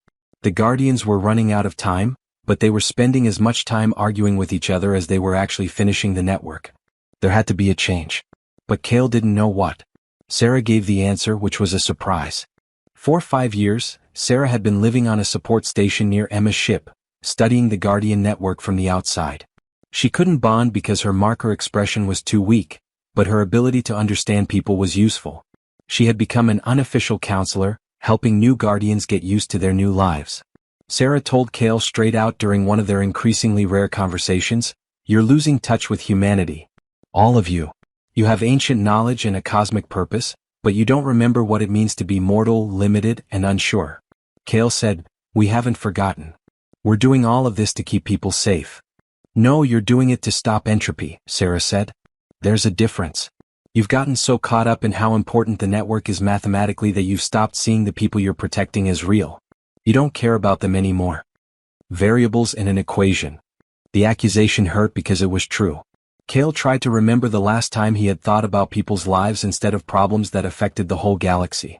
Tried to remember what it was like to be worried about paying bills, keeping friends, and deciding what to eat for dinner. The little things that made life normal. He couldn't. That life seemed far away and almost pointless compared to the huge responsibilities he had. "Do you see what I mean?" Sarah said softly. "You've gone beyond being human by becoming a Guardian. But you're trying to save people even though you don't understand them anymore. That's not safe." Kale asked, "What do you think?" He really didn't know. "Just remember," Sarah said. "Keep in mind what you're fighting for. Not preserving things in general, but preserving real people living real lives. The girl is playing with dolls. The artist paints sunsets. The couple's first kiss. The old man is taking care of his garden. Not the cosmic math, but those things." She stopped for a moment before saying, "I'm putting something together. A meeting of Guardians and the people they are protecting. People from all walks of life, including scientists, artists, and regular people, Spend time with Guardians and share their lives, hopes, and fears. Telling you what you're saving. Kale's first thought was to say no. He didn't have time for feel-good exercises when there were still 4,000 ships that needed to be activated. But he stopped himself. That response proved Sarah right.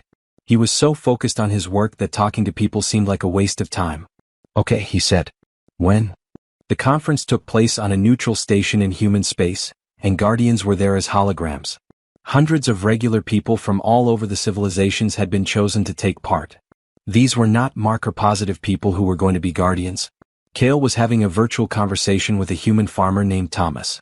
His simple life was nothing like the life of a Guardian. What is it like? Thomas asked, his voice full of real interest.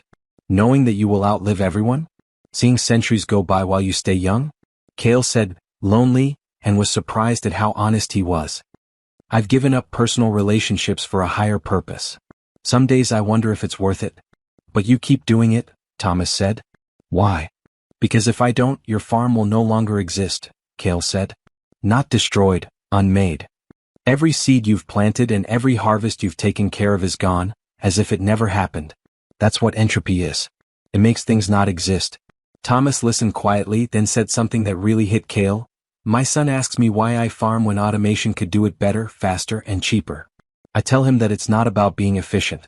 It's about being connected to the land, the seasons, and the growth cycle. It seems that you Guardians have the opposite problem. You've lost touch with why any of this matters because you're so focused on being efficient, keeping ships from falling apart, activating them, and keeping seals in place. The talk went on for hours, and for the first time in years, Kale was really interested. Not with big plans or cosmic stakes, but with basic ideas about what life is all about. Other Guardians said they had similar experiences. Emma spent time with a young Centauri poet who helped her see language as more than just a way to get information across. Marcus met a lithivore sculptor who reminded him that making things is just as important as keeping them safe. Crystalline Song talked to a child who asked questions about stars with pure wonder, without any knowledge or purpose. The conference lasted a week, and it had an effect on the whole Guardian community. Slowly the point of view changed.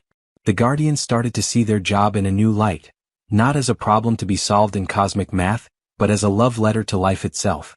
Every ship that was activated protected not just matter and energy, but also stories, relationships, and meaning. The change in philosophy had real-world effects.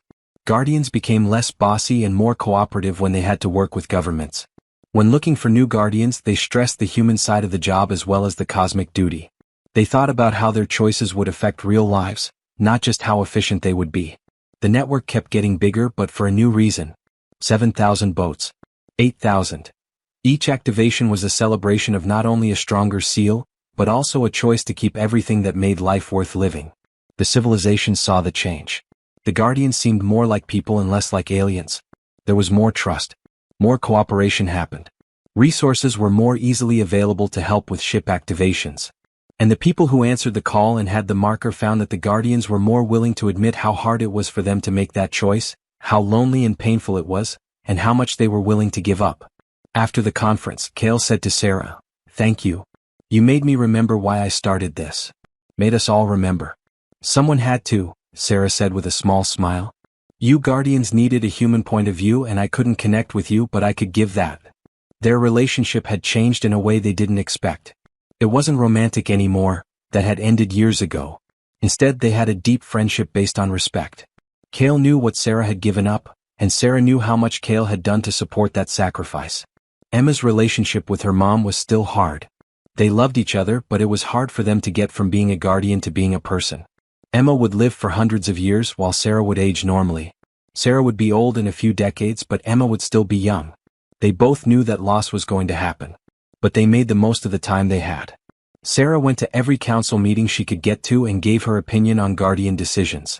Emma talked to her mom about art, literature, and philosophy instead of entropy and seals. Not only did more ships make the network stronger, but so did a renewed sense of purpose and humanity. Then, 13 years after Kale first found the Ethelgard, they reached a goal that had seemed impossible. 9,000 active ships, which meant that 90% of the network was active. There were only 1,000 sleeping ships left, and they were spread out over the galaxy's most remote areas. The entropy force was more controlled than it had been in a long time. The universe was stable because it was protected by the biggest network of Guardians in the history of the cosmos. All cultures celebrated the accomplishment. At first, governments were against the Guardians, but now they praised them. Scientists who had thought the threat of entropy was just a story were now looking into how well the network worked. People who had never thought about protecting the universe were thankful for the anonymous Guardians who were keeping them alive. But Kale was worried. 9,000 Guardians made up a huge power block that controlled technology that no other civilization could match. The urge to use that power for good purposes, other than just keeping things safe, was getting stronger.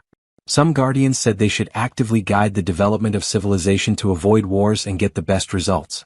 Others suggested that marker testing and hiring Guardians should be required to speed up the process of getting the whole network up and running. Some people even suggested that Guardians should be in charge of government policies that affect how cosmic resources are used. Kale said during a tense council meeting, "We're becoming exactly what the architects feared. A group of tech-savvy people who think they know better than everyone else. That we should be in charge instead of working together." Storm Chaser, who is now in charge of a large group, said, "We do know better. We have knowledge of architecture. We know how the universe works.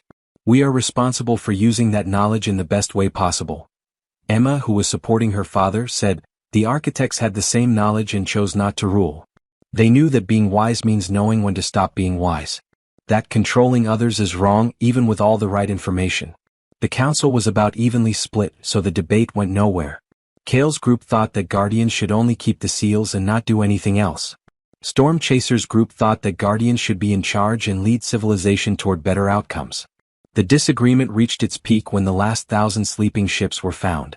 They were in a part of space that both civilizations thought was up for grabs. Many species claimed to be in charge, and getting the ships to work would mean dealing with complicated political disagreements. The Storm Chaser faction suggested a simple solution. The Guardians would take over the area, turn on all the ships at once, and set up a Guardian protectorate that would not be under the control of any civilization. "Not at all," Kale said with a straight face. "That's conquest dressed up as preservation language." "That's efficiency," Storm Chaser said in response. "We waste years trying to settle territorial disputes while ships sit idle. Why should cosmic preservation be put off because of primitive political fights?" Kale said, "Because those primitive politicians speak for billions of real people with real interests. We can't take away their freedom just because we have bigger guns and more knowledge." The vote was set for the next week.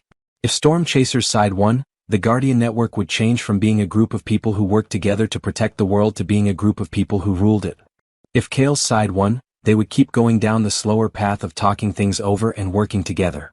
The outcome would not only decide how the last ships were turned on, but also what kind of force the Guardians would be in the future of the galaxy. Kale did something he didn't do very often the week before the vote. He talked directly to regular people from many different civilizations. He asked them what they wanted from the Guardians, what they were afraid of, what they wished for. The answers were very similar. People liked how the Guardians kept them safe, but they were scared of how much power they had. They wanted the entropy network to stay up and running, but they didn't want Guardians to have control over their lives. They understood the sacrifice Guardians made, but they didn't want to be told how to live because of it. One old Centauri said to Kale, "We're thankful you're saving the universe. But we don't want you to run it. We have to do that even if we mess up." With this point of view in mind, Kale made his last case to the council. The architects could have ruled the galaxy. Their technology was better than anything else. But they chose to serve instead of being free. They designed the system to work with cooperation, not control. If we give up that principle now, we will be tyrants no matter how good our intentions are. Emma spoke next, her voice full of conviction. "I'm a second-generation Guardian. I saw my father give up everything for this mission when I was a child. But I also grew up as a person who knew what freedom meant. If we choose control over cooperation now, we tell every future generation that power can override consent. That's not the legacy we should leave." Other Guardians spoke and both sides made their cases. When the vote finally came, it was very close, with only a dozen votes separating the two sides. Kale's side won. The Guardians would keep working together and not getting involved too much. Negotiating with local civilizations would turn on the last 1,000 ships, no matter how long it took. The Guardian Network would still be servants of keeping everything safe, not rulers of the galaxy. The Storm Chaser faction didn't want to, but they accepted the decision with honor. Even though there were still some philosophical differences, the network stayed together. And over the next 5 years, the last ships were slowly turned on. Not through violence or threats, but through patient diplomacy, mutual understanding and continued cooperation. 20 years after Kale first found the Ethelgard, the entropy network was fully activated. 10,000 Guardian ships, each with 10,000 Guardians, keep the seals in place all over the galaxy. The universe was safe. The force of entropy was stopped. The architect's plan, which had been in the works for billions of years, was finally finished. The event took place in a neutral location, and representatives from all the major civilizations were there. 10,000 Guardians appeared as holographic projections, and together they made a light show that was as bright as stars.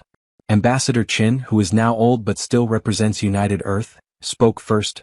20 years ago, Kale Morgan told the truth about where humans came from and how the universe is falling apart. Many of us thought it was a fantasy and others were afraid of it. But the Guardians kept going, even though we didn't believe them and tried to stop them. Today we honor that dedication. The universe goes on because 10,000 people chose to sacrifice their comfort for a greater purpose. Representatives from Centauri, Lithivor, and Valari gave speeches that were similar. Thankfulness mixed with admitting past mistakes. Promises to keep working together while also respecting the Guardians' freedom. After the speeches were over, Kale was asked to speak to the group. He had been getting ready to say what he wanted to say for weeks, but as he spoke, he went off script. 20 years ago, I was a failed mechanic who had left his family to chase a dream. I found the Ethelgard not because of skill but because of a genetic compulsion I didn't understand. I restored her not because of knowledge but because I refused to accept the impossible. And I bonded with her not because I wanted to but because there was no other choice. He stopped and looked at the people who had come together, both human and alien, guardian and citizen. But I've learned since then that destiny and choice aren't opposites. Yes, the architects made us for this purpose. Yes, genetic markers led us to guardian ships. But every guardian here still chose to answer the call. They chose to give up their own happiness for the sake of the universe. They chose to serve instead of themselves. Another pause and his voice got thicker with emotion. And we had people who made equally hard choices behind us. Parents who let their kids go, spouses who accepted being left behind for a greater cause, and friends who stayed in touch across impossible distances. You don't have genetic markers or ancient knowledge, but your sacrifices made ours possible. He pointed to Sarah, who was in the audience and crying with her weathered face. The architects thought about technology and genetics. But they didn't realize how strong simple human love, compassion, and willingness to help others even when it cost them something would be. That's what made this work. Not ancient knowledge or strange technology, but regular people choosing to be very generous. The speech went on, but those words really hit home. The people who were there understood that they weren't just passive recipients of benefits, but active participants in preserving the world. It was all important that they supported, understood, and accepted the Guardians' missions. Kale and Emma stood together on the Ethelgard's observation deck after the ceremony and watched the ships slowly leave. Emma asked, "What happens now? We finished the network and contained the entropy force. Do we just keep the seals in place forever? Is that all we have to look forward to?" "Partially," Kale said. "But we have other things to do." The architects left more than just guardian ships. They left archives and repositories of knowledge that go back billions of years. They left technology that we barely understand. They were still looking into cosmic mysteries when they disappeared. "We become both scholars and guardians," Emma said, her understanding growing. "Learning from what they left behind, moving forward with knowledge and getting ready for whatever comes next." Exactly. The entropy containment was never meant to last forever. It's just buying time for civilizations to grow up, for consciousness to evolve, and for understanding to grow. Eventually, the universe will be ready to safely integrate what we're currently containing. Our job is to keep the seals in place until that time comes. "How long?" Emma asked. "Millions of years. Maybe billions." That amount of time would have been too much to bear once. But Kale had learned to think on a cosmic level. He would live for thousands of years, watching civilization rise and fall and stars live and die. It was both lonely and beautiful, a life that his younger self could never have imagined. "Is it worth it?" Emma asked softly, repeating the question he had asked himself many times before. Kale thought about all the things he had given up. His wife. His relationship with Emma when she was a child. Normal things that happen to people. The simple joys of being alive. For 20 years, he had been doing guardian work and he would have to do it for a long time to come. But he also thought about what he had kept. Billions of lives going on peacefully without knowing how close they came to being wiped out. Civilizations that didn't know cosmic guardians kept them alive while they pursued art, science, and philosophy. Kids playing, artists making things and lovers hugging. All of it is possible because Guardians chose to give up their lives. And he thought about what he had gained. Connection with Emma as a fellow Guardian instead of an absent father. Being friends with amazing beings from different species. A purpose that went beyond personal worries. He understood how the universe worked, which made him a part of something that was too big to understand. Yes, he finally said. Value it. A transmission cut off the moment. Kale, we found something interesting in the archives of Morning, Marcus said from his area. It looks like the architects left a message for when the network was fully up and running. What kind of message? Kale asked right away on high alert. I don't know yet. It's encrypted and needs access from more than one Guardian at the same time to unlock. But the translation of the header says, for those who complete our work. It looks like they wanted to tell us something after we finished. Kale looked at Emma and saw that she was just as curious as he was. Gather the council. Let's see what the architects left us. Within a few hours, 100 senior Guardians had gathered in a virtual space, their minds connected through the quantum network. They all had permission to access the encrypted archive, which had been sealed by the architects billions of years ago. The message that came through was both words and feelings, and it went straight into their shared minds. Kale felt like the architects were talking to him across time that he couldn't understand. Hello, Guardians. If you get this, you have done what we could not. Keep the network going through years of decay and uncertainty. We are thankful and proud, but we can no longer say those things directly. You have questions. We will respond to what we can. The entropy force isn't bad or random. It's a basic part of existence. It's the other side of creation's coin. Without entropy, nothing new could come into being. Without creation, there would be nothing to entropify. The balance between the two is what makes reality work. But about 4 billion years ago, that balance was thrown off. We never found out what caused it. It could have been a cosmic accident, an unknown intelligence, or just a random change in the constants of the universe. The entropy force started to take over creation, putting it in danger of coming apart for good. We built the containment network as a temporary fix, not a permanent one. We knew that eventually the balance would need to be restored, not suppressed. But our civilization didn't have the knowledge to do that. So we made you, an uplifted species that would grow up over billions of years, gaining the wisdom and skills we didn't have. You are not supposed to be Guardians forever. You should be able to solve problems. The entropy fragments you have are also sources of knowledge, as they hold compressed information about how the universe works. Look at them. Take lessons from them. In the end, learn how to bring things back into balance instead of just pushing one side down. When you get to that point of understanding, and you will, given enough time, the containers can be safely taken apart. Entropy will flow freely again, but in harmony with creation. The universe will work the way it should, instead of always being on the edge of stagnation or dissolution. That is what you were made to do. Not an eternal watch, but freedom in the end.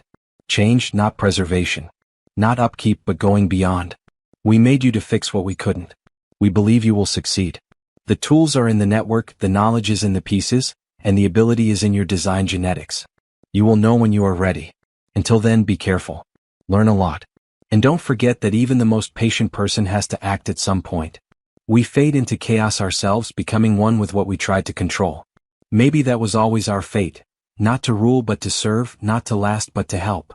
Thanks for finishing our work. We believe you can finish yours. The architects, speaking across time, dead but not forgotten. The message came to an end, and 10,000 Guardians were left to think about what it meant. Their goal wasn't to keep things the same forever, but to change them over time. They weren't just keeping the universe safe, they were also getting ready to change how it worked. How long? Someone asked. How long until we're ready to try restoration instead of containment? Nobody knew. It might take millions of years to learn what you need to know. It might be too much for even architect-enhanced minds to understand cosmic balance. The attempt itself would be incredibly dangerous. If they failed, it wouldn't just kill the Guardians, it could also cause the universe to unwind, which they had worked for 20 years to stop. But it was also a sign of hope. Their vigil wasn't just a pointless routine, it was a way to get ready for something bigger. Every year they spent studying the entropy fragments brought them closer to understanding. Every new group of Guardians built on what the last ones had learned. They would eventually figure out what the architects couldn't, no matter how long it took. Kale finally said, "We've got work to do." He smiled even though the new mission was very hard. 10,000 Guardians, billions of years, and a puzzle that beat beings far more advanced than us. That should keep us busy. The Guardians all laughed. It was silly, impossible, and almost certainly going to fail. But they had already done one thing that seemed impossible. Why not try again? The council meeting ended with a new sense of purpose.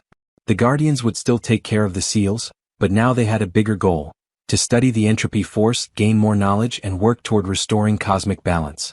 Kale came back to his body on the Ethelgard, feeling both tired and full of energy. Emma came up to the observation deck with him and they both looked at the stars. Emma said, "Millions of years?" in awe. "We'll see civilizations rise and fall, stars be born and die, and galaxies collide and merge. All of this will happen while we study and get ready." "Yes," Kale said. "And maybe in the end we'll be successful. We'll fix the cosmic imbalance and let the entropy force flow naturally again. The Guardians will be able to break up, the network will be taken apart, and the seals will be opened safely." "And what then?" Emma asked. "What do 1,000 people with architect knowledge and millions of years of experience do when their job is done?" Kale grinned. "Whatever we decide. Go back to living with other people. Become pure energy. Start new projects. Or just relax, knowing that we did what we set out to do." They stood in comfortable silence, like two guardians at the start of a journey that would last for thousands of years. The universe was beautiful and fragile all around them, saved by their sacrifice and the sacrifices of many others. Kale thought about his grandfather, who had been dead for 20 years but was still on his mind.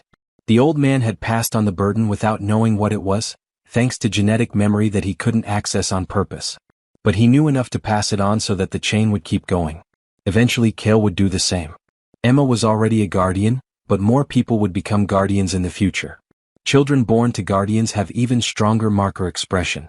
They would take over the mission, keep studying, and improve their understanding. It was a legacy that no one in this life could give. Purpose that went beyond just one person's life. A link to something that is too big and important to understand. Sarah's shuttle got closer to the Ethelgard, and Kale felt a mix of emotions. She was now 62 years old, and even though she got great medical care, she still looked her age. In a few decades she'd be dead. Kale would watch thousands of other friends and family die over the next 1,000 years.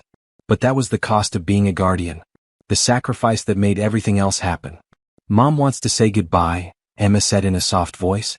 "She says she's seen enough of the cosmos and wants to go back to Earth and spend her last years with her family." "She deserves that break," Kale said. "More than anyone." Kale awkwardly hugged Sarah when she got there.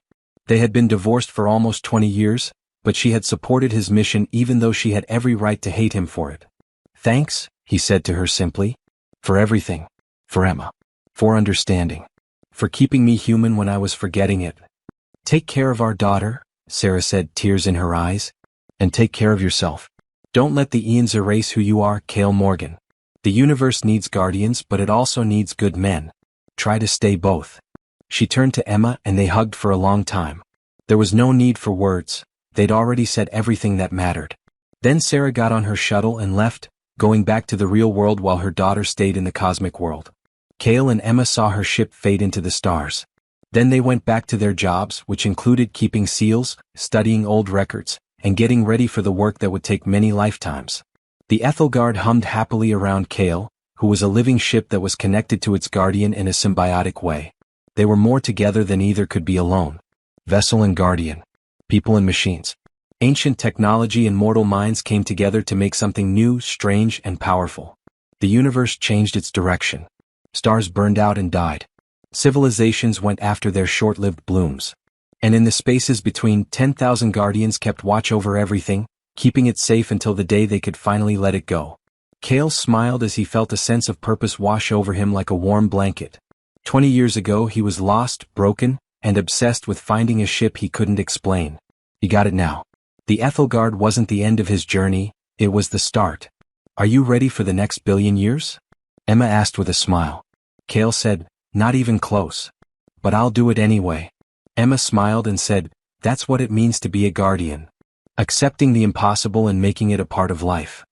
Then let's get to work." Father and daughter turned to their ships, their duties, and their cosmic purpose. The galaxy kept spinning behind them, and billions of lives went on without knowing about the guardians who protected them. And in the dark spaces between stars, the entropy fragments pulsed with hidden power, waiting for the day when guardians would fully understand them and let them go. The job would take a long time. But the guardians had a lot of time to spare. And in the end they would win. They had to do it. The universe needed it,